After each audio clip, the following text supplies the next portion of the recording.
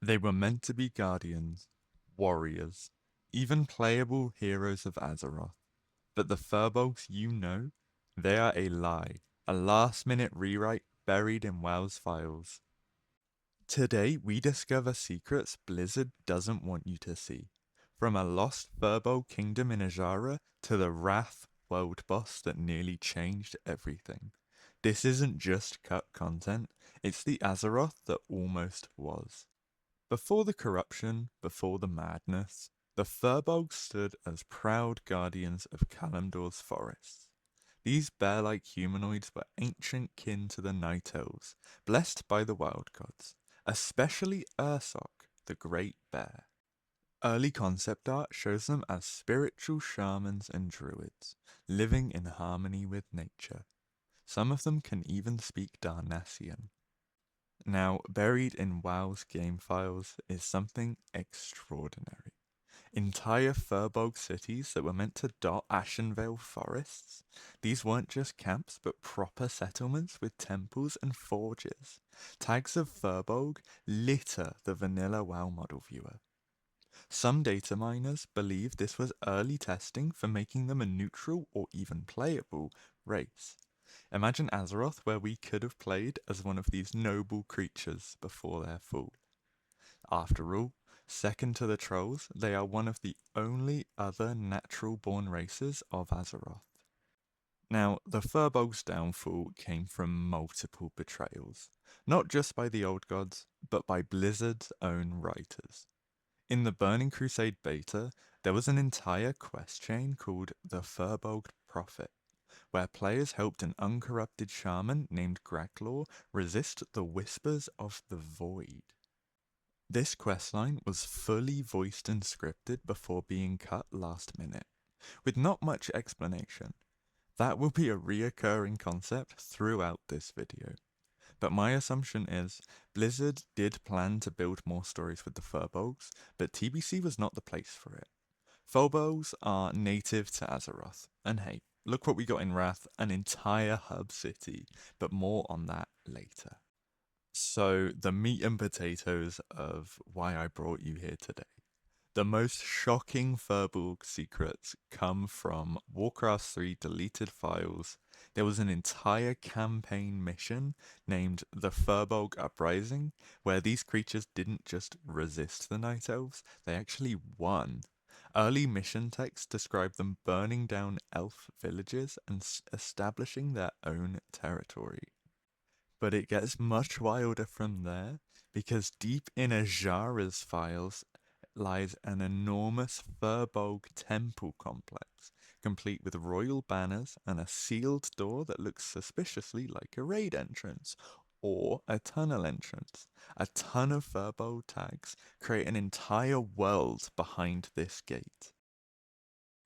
After careful looks into some of the '07 alpha map files, we can see that the Felwood entrance to Wintergrasp used to be much lower. And that tunnel you find leading nowhere in the Timbermoor Gauntlet, it is aimed right at Hyjal. Now, you've probably heard that a million times, and here are a few map drawings just to illustrate my point. The first one here is what you probably have been shown, or what you would assume to be the case. One going straight to the entrance of Hyjal, virtually just a straight line down. Now, this second one here is something that I've pieced together through a few interviews and through a few forums, talking about a Furbolg hub in Hyjal and this small empty space in the '07 beta map file for Hyjal. And you can see that it would be connected in this precise way. It would also bring in that gateway up in Azara. So what do you think? A full underground city like this mapped completely out? And you may be thinking, what? Nah, too big. But when did Classic WoW hate the long travels?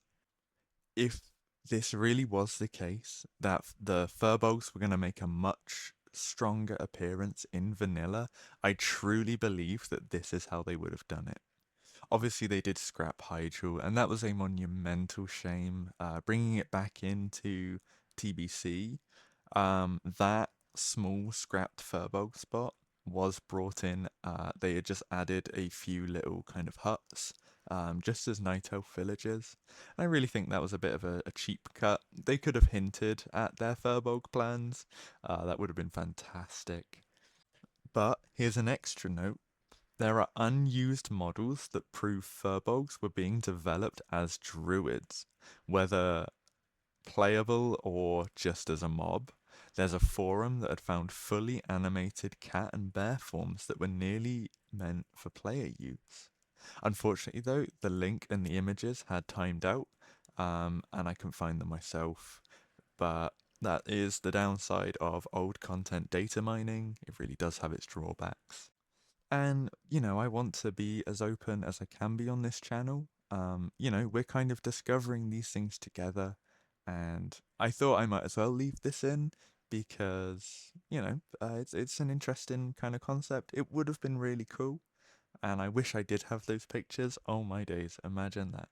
But we'll get on. Thank you. So, combined with the Jara temple and the completely hidden complex, this suggests they were being positioned as a major faction before being demoted to, well, what they are now. So, on to the world boss. Even in Wrath of the Lich King, the Furbolgs were meant for greater things. Deep in the Grizzly Hill files lurks the Ursoc Avenger, a spectral Furbolg world boss the size of Onyxia. This colossal spirit was designed to drop relics tied directly to Ursoc's legacy.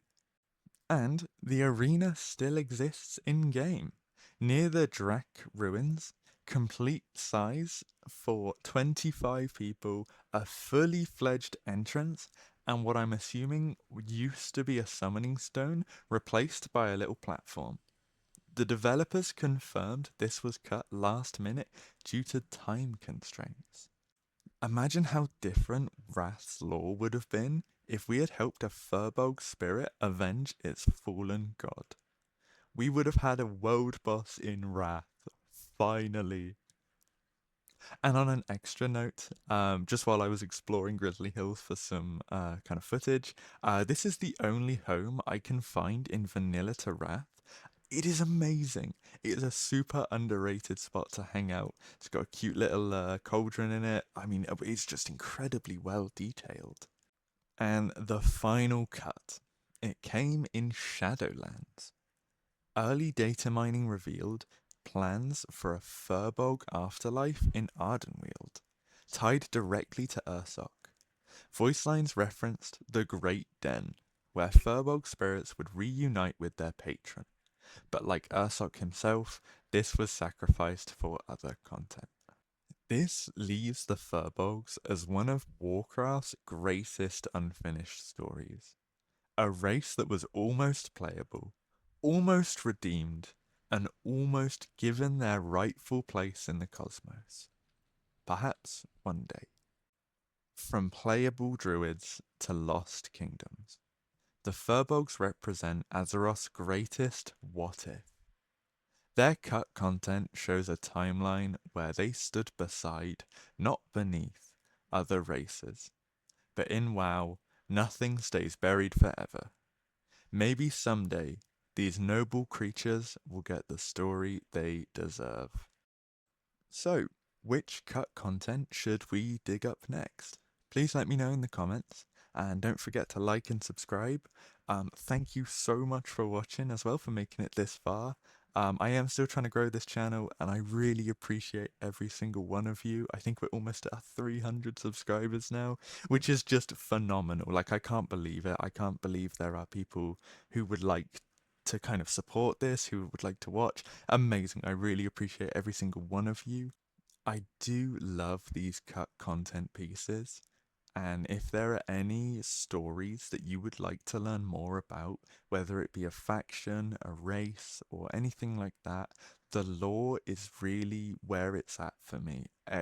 Amazing. World of Warcraft have created some of the most amazing stories and characters, and I would love to deep dive them with you. So please, if there's any that you would like me to make a video on, do let me know. But thank you so much. Oh, I will sprinkle in all of that cut content that I find with the stories too. So keep that in mind. But thank you so much. Have a lovely day.